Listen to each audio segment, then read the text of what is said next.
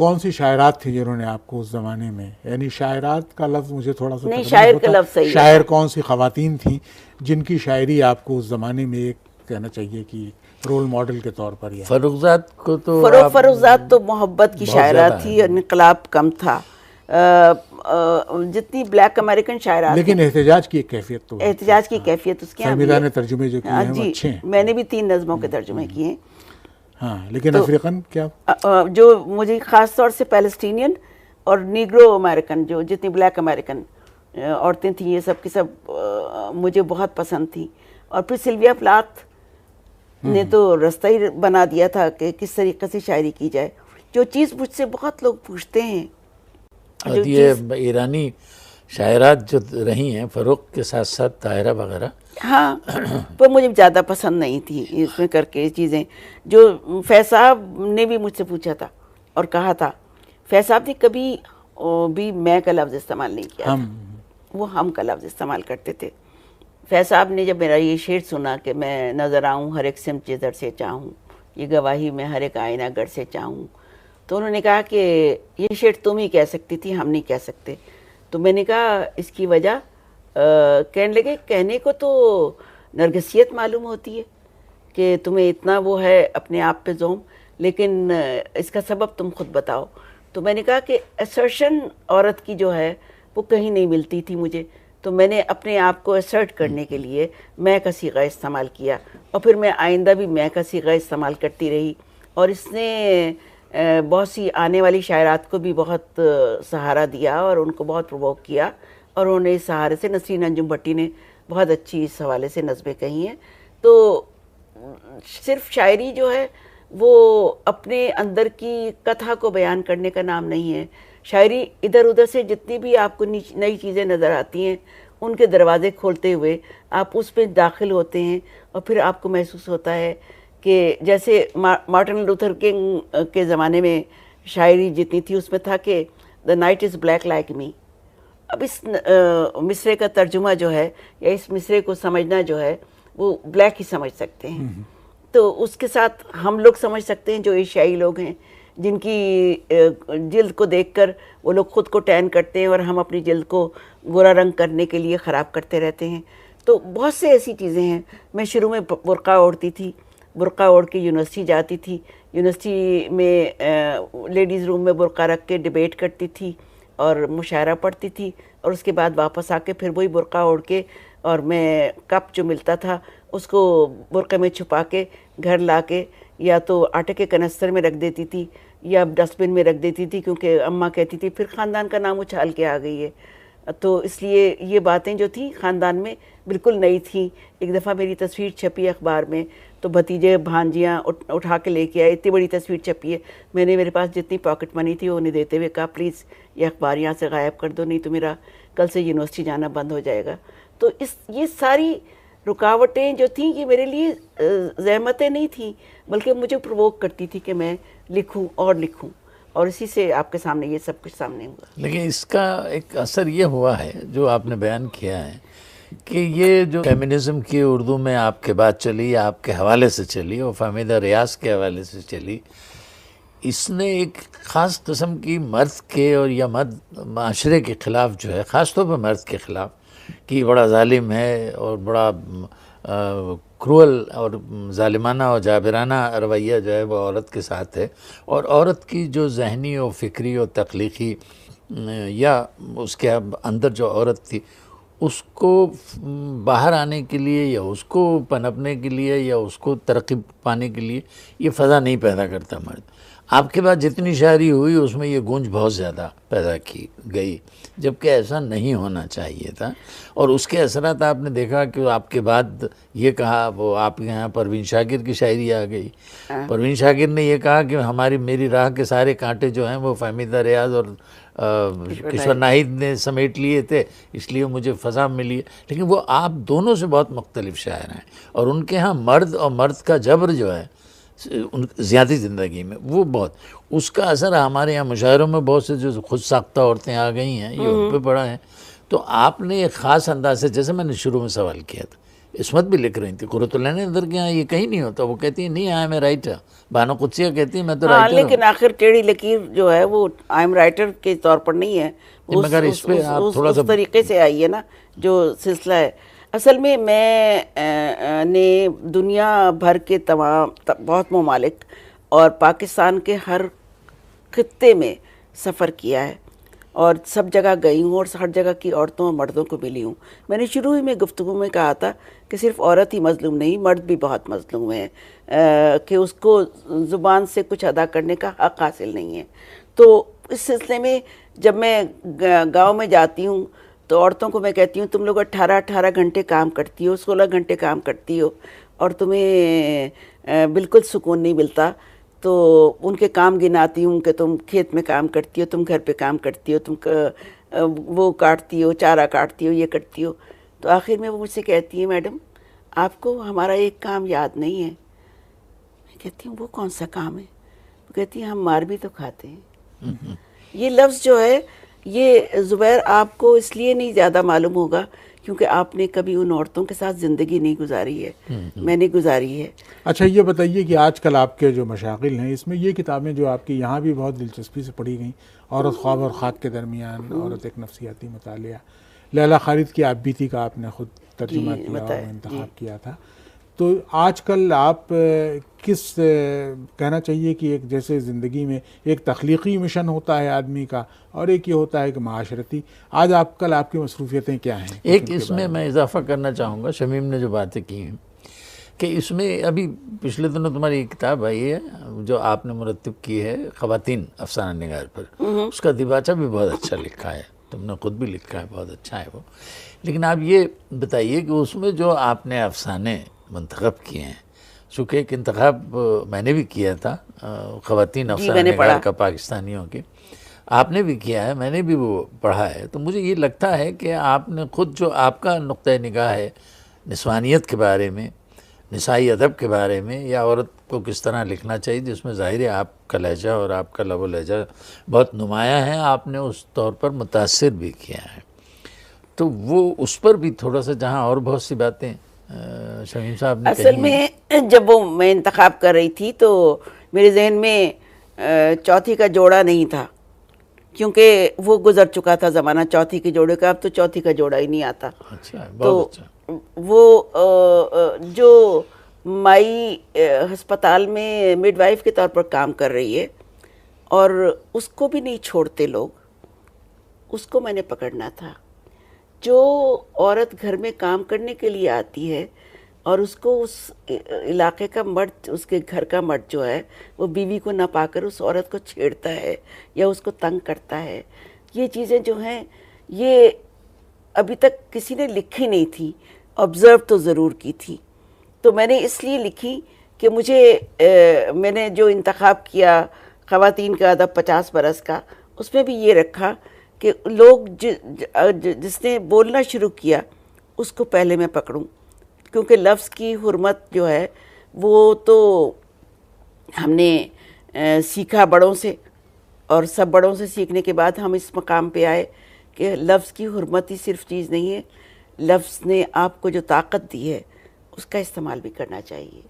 اور وہ طاقت میرے اندر بہت جان پیدا کرتی ہے جب میں لفظوں کو استعمال کرتی ہوں.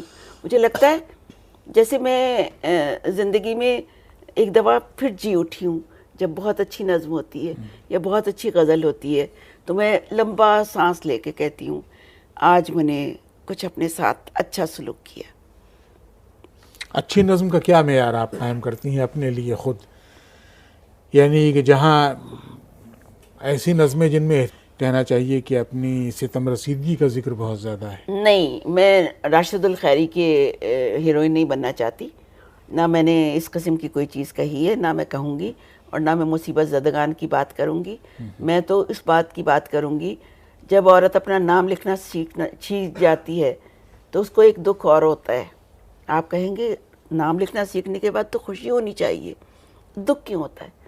دکھ اس لیے ہوتا ہے کہ دوسری شادی کے اجازت نامے پہ، ہمارے ملک میں اجازت نامہ ضروری ہے دوسری شادی کے لیے، دوسری شادی کے اجازت نامے پہ اس کا میاں جب اس سے دستخط کرواتا ہے تو یہ اس کے دکھ کا مقام ہوتا ہے کہ میں نے کیوں دستخط کرنا سیکھے. مجھ سے آج وہ اپنے دوسری شادی کے نکاح نامے پہ دستخط کروا رہا ہے، اجازت نامے پہ دستخط کرا رہا ہے. تو ہر چیز کا ایک نیگیٹو پہلو ہوتا ہے، ایک پازیٹو پہلو ہوتا ہے. نہیں خیر یہاں تو اگر وہی دستخط نہ کرتی تو انگوٹھے کا نشان انگوٹھا لگانے کا نشان لگا سکتی تھی کر کے، لیکن دستخط کرنے کے ساتھ اس کے اندر ایک شعور آ گیا نا، احساس اپنے فرد ہونے کا. تو وہ احساس جو ہے وہ اس کو ایک دم لوٹا دیتا ہے، واپس کر دیتا ہے، اس میں اس طرح سے ہو جاتا ہے. جہاں تک زبیر صاحب کی بات کا تعلق ہے، میں عورت اور مرد میں تخصیص نہیں کرتی، میں تخصیص کرتی ہوں ظالم و مظلوم میں. اور ظالم جو بھی ہوگا، عورتیں بھی بڑی بڑی ظالم ہوتی ہیں، مردوں کو اپنے پنجے کے تحت رکھتی ہیں، وہ گھر سے نکلتے ہوئے ان کو تانا دیتی ہیں اور گھر کو داخل ہوتے ہوئے بھی تانا دیتی ہیں. تو صرف ایک عورت یا مرد کی بات نہیں ہے، ظالم و مظلوم کی بات ہے. اب جب آپ نے کہا کہ یہ ساری کتابیں میں نے لیلا خالد کو کیسے ترجمہ کیا، جب غزہ کی پٹی پہ قبضہ کر رہے تھے اسرائیلی، تو میں بہت بے چین تھی کہ میں ان کے ساتھ کس طرح اپنی اسٹرگل کو شیئر کر سکتی ہوں. تو میرے دوست خالد حسن نے مجھے وہاں سے لیلا خالد کی آپ بیتی مجھے بھیجی، یہ کہا کہ یہ جو آپ بیتی ہے کسی اور نے لکھی ہے اور اس کو تم پڑھو اور اپنے آپ کو تسلی دے سکو تو تسلی دو. تو میں نے ترجمہ کرنی شروع کی اور ایک ایک چیپٹر میں کرتی جاتی تھی اور پریس کو دیتی جاتی تھی. ایک ایک چیپٹر 1 مہینے کے اندر یہ کام مکمل ہو گیا تھا. اور پھر مجھے ذرا سا سکون ہوا کہ میں فلسطینیوں کی جنگ آزادی میں خود کو شامل کر لیا ہے. جتنی میری اوقات تھی اس کے مطابق میں نے اس کو اپنے آپ کو شامل کر لیا ہے. جو باقی ماندہ خواب ہے وہ میں پارٹیزن ریویو اور پیرس ریویو اور امریکن ریویو اور لٹریچر ریویو کے مضامین جو تھے بہت پڑھے تھے میں نے اس زمانے میں. اس زمانے میں پاکستان میں دستیاب بھی ہوتے تھے. تو میں نے پڑھے تو میں نے کہا کہ یہ سوال ہر ایک کرتا ہے، ہر ایک سے پوچھا جاتا ہے کہ آپ لکھتے کیوں ہیں. تو ان مضامین میں ان لوگوں نے یہ بتایا ہے کہ لکھتے کیوں ہیں، کون سی تکلیف ہے جس کو بیان کرنے کے لیے لکھتے ہیں، یا کون سی مسرت ہے جس کو حاصل کرنے کے لیے لکھتے ہیں. تو پھر میں نے کہا کہ ان کا ترجمہ کیا جائے. بہت سے لوگوں نے کہا کہ اپنے نام سے چھپوا دو ان کا کوٹ کر کے. تو میں نے کہا ایک میرے لیے بہت بڑی مثال موجود ہے میرا جی کی. اور نظمیں جب نہ میں نے ترجمہ کی اس وقت بھی لوگوں نے کہا کہ قیوم نظر نے تو اپنی نظم جو تھی وہ والٹ وٹمن کی ترجمہ کیا تھا، اس میں تو حوالہ نہیں دیا. میں نے کہا اب ان کا رویہ ان کے ساتھ مجھے یہ ہے کہ میں بتانا چاہتی ہوں کہ کتنی نئی نئی سینریاں اور کتنے نئے نئے منظر ہیں جو شاعری میں آتے ہیں. جیسے ایک نظم تھی جس میں اس نے پوچھا تھا اماں یہ چڑیاں ننگے پیر کیوں پھرتی ہیں. تو یہ اتنا خوبصورت کانسیپٹ تھا کہ مجھے لگا کہ فوری طور پر اس کا ترجمہ کیا جائے. اسی طرح باقی ماندہ خواب کے جو جتنے آرٹیکل تھے ان کو میں نے ان کی تصویروں کے ساتھ اس لیے شائع کیا کہ ہمارے ہاں پڑھنے لکھنے والے کم ہیں، لیکن ان کو شاید اس طریقے سے نیا پڑھنے کا موضوع مل جائے گا. سلیم اختر نے کہا کہ ہمیں حوالے دینے کے لیے ویسٹ نہیں ملتا تھا، آپ کی کتاب کے توسط ہمیں ویسٹ کی بہت سی چیزیں مل گئی. آپ کہہ سکتے ہیں کہ آپ کو ویسٹ سے کیا مروب تھی. نہیں، میں مروب نہیں تھی. میں نے صرف ان لوگوں کی چیزیں لیں جو یہ چاہتے تھے کہ بیان کیا جائے کہ شعری تخلیقات یا افسانوی تخلیقات یا فور دیٹ میٹر نفسیاتی تخلیقات کیوں وجود میں آتی ہیں اور کس طرح ان کا وجود جو ہے وہ کاغذ پہ منتقل ہوتا ہے. آج کل جو ادب لکھا جا رہا ہے اردو میں، صرف پاکستان میں نہیں بلکہ کہ مجموعی طور پر جو کچھ لکھا جا رہا ہے، اس کے بارے میں آپ کیا تاثر رکھتی ہیں؟ اصل میں 3 طرح کا ادب لکھا جا رہا ہے.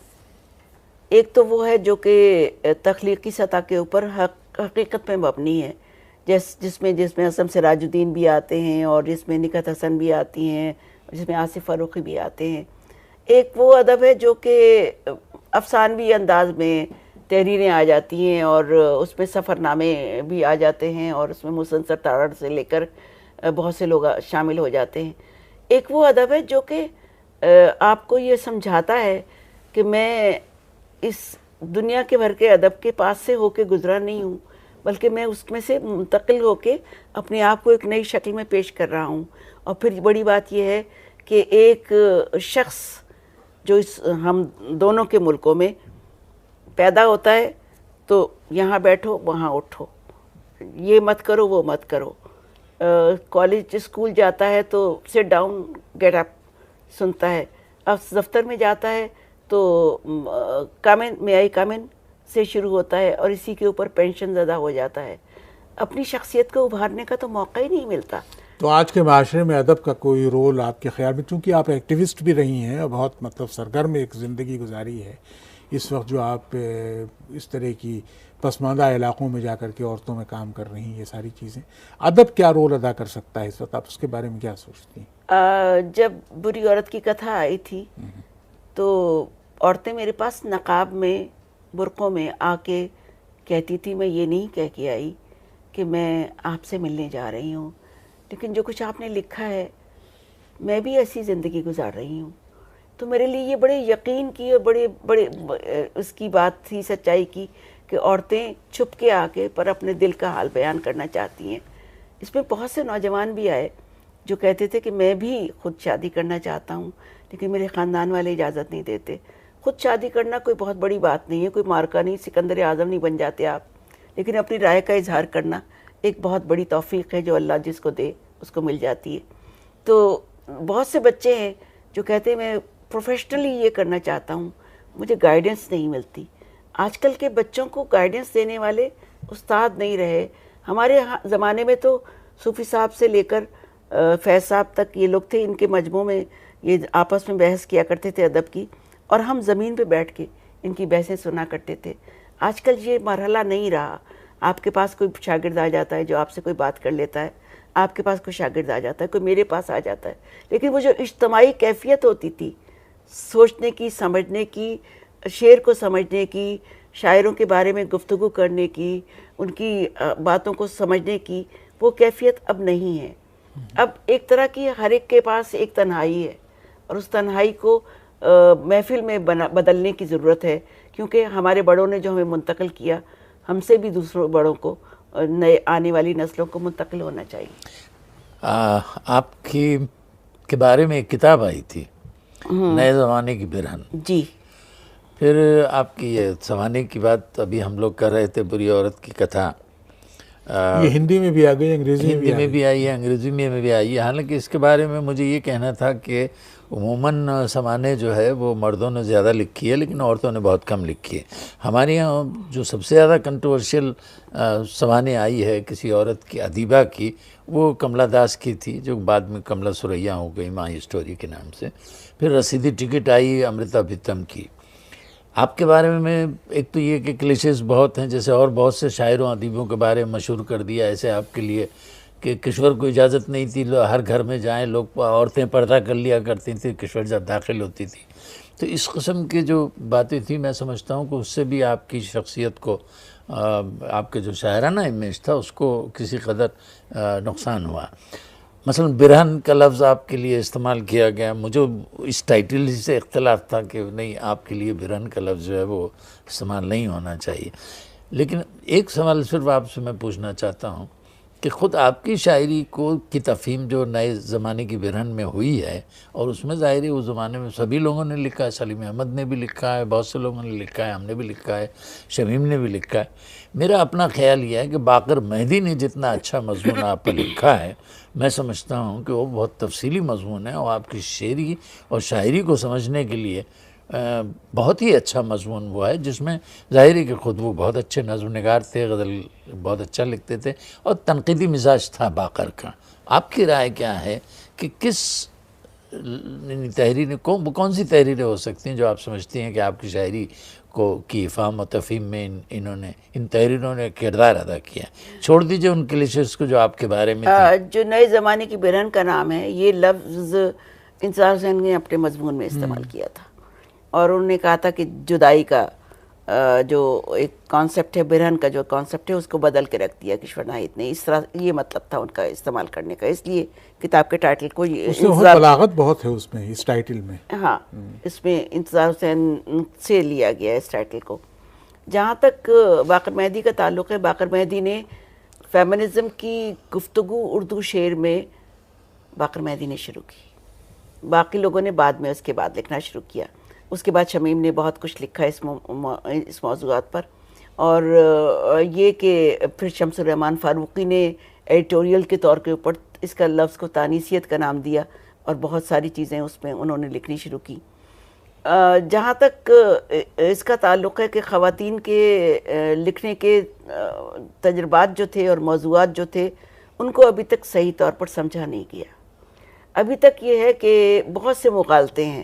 کوئی کسی کو سمجھتا ہے کہ اس نے اپنے آپ کو ظاہر کرنے کے لیے لکھا ہے, کوئی یہ سمجھتا ہے کہ اس نے اپنے آپ کو روپ ڈالنے کے لیے لکھا ہے, کوئی یہ لکھتا ہے, کوئی یہ نہیں سمجھتا کہ جو صورت حال ہے, جو ہمارے اوپر گزرتی ہے, جو ہماری زندگی کا مرحلہ ہے جس میں ہماری دنیا کے بہت سے لوگ شامل ہیں, ان کے بارے میں کوئی چیز لکھی جائے تو وہ مختلف تو ہوگی, لیکن اتنی مختلف نہیں ہوگی جتنی کہ مختلف آپ سمجھتے ہیں. ابھی تک غزل ہماری رہا نہیں ہو سکی ہے عشق یا شاعری سے. اچھا بھائی, نثر میں بہت گفتگو ہو گئی, لیکن یہ کہ یہ صورتحال آپ چونکہ مستقل کر رہی ہیں اور ظاہر ہے کہ تو چلتے چلتے ہم لوگ کچھ شعر بھی سن لیں. شعر سے مراد نظم سے بھی ہے. ہاں ضرور ضرور. کچھ اپنی پسند کی کوئی چیز پسند کی تو نہیں ہوتی. چلیے انتخاب جو آپ نے کیا ہو نہیں, وہ اس میں سے ایک نظم پڑھی ہے, وہ میں آپ کو سنا دیتی ہوں. خوابوں کی پیشی.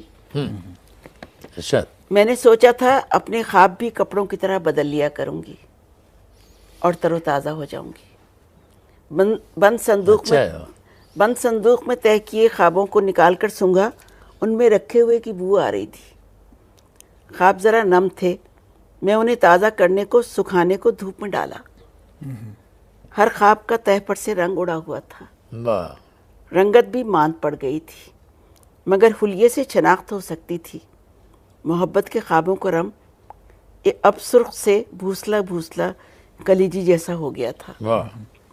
رفاقت کے خوابوں کا رنگ اب آسمانی سے ملگجا ملگجا دودھیا سا ہو گیا تھا. وعدوں کے خوابوں کا رنگ دہکتے قرمزی سے راکھ ہوتے کوئلے کے رنگ سا ہو گیا تھا. مامتا کے خوابوں کا رنگ سبز پتاور سے جھریوں جھریوں سوکھا پیلا ہو گیا تھا. میں نے ہر رنگ کے خواب کو دھوپ میں ڈالا. تپش کے لمس سے خوابوں کو سوال بنا دیا تھا. میری مسکراہٹ, میری آنکھیں, میری بات, ہر چیز سوال بن گئی تھی. میں نے کتابوں سے سوال کا جواب مانگا. ایک ہاتھ لگانے سے ساری کتابیں زمین پر آ رہیں. قطار میں چونٹیاں بھاگی جا رہی تھیں. میں بھی ان کی قطار میں شامل ہو گئی. انہوں نے مجھے کوئی اہمیت نہیں دی. میں اپنے سوال لیے کھڑکی میں آ کھڑی ہوئی. سامنے ایک عدالت لگی تھی. پتہ چلا روز مقدمہ لگتا ہے, روز فیصلہ ہوتا ہے. مجھے ناجائز خواب اور ناجائز سوال رکھنے کے جرم میں 14 سال قید کی سزا سنا دی گئی. میں جیل خانے سے پہلے گھر کپڑے لینے آئی تو دیکھا دھوپ میں کوئی خواب نہیں تھا. چند لال بیگ الٹے پڑے ہوئے تھے, تڑپ رہے تھے. بہت اچھا. اور کوئی نظم یا ایک بہت تازہ نظم ہے, سیڑھیوں پہ ٹھہری عمر. زندگی کے سال ایسے بڑھتے ہیں جیسے جنگلوں میں خودرو گھاس, جیسے ساحلوں پہ ٹوٹی ہوئی کشتیاں, جیسے لکڑی کے بوسیدہ دروازے کی چرچراہٹ, جیسے زردائے کاغذ پہ پھیکے پڑے ہوئے حرف, جیسے ہر کمرے میں بکھری ہوئی یادیں, جیسے آنکھوں پر لگے چشمے کا بڑھتا ہوا نمبر, جیسے ہڈیوں میں بھربھرے پن کا احساس, جیسے ریت میں منتقل ہوتے دریا.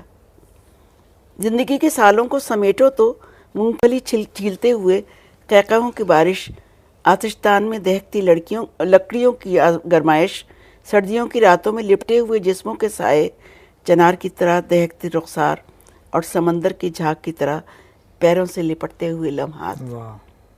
اتنے سارے لمحات کو پکڑتے پکڑتے میں تھکتی نہیں ہوں.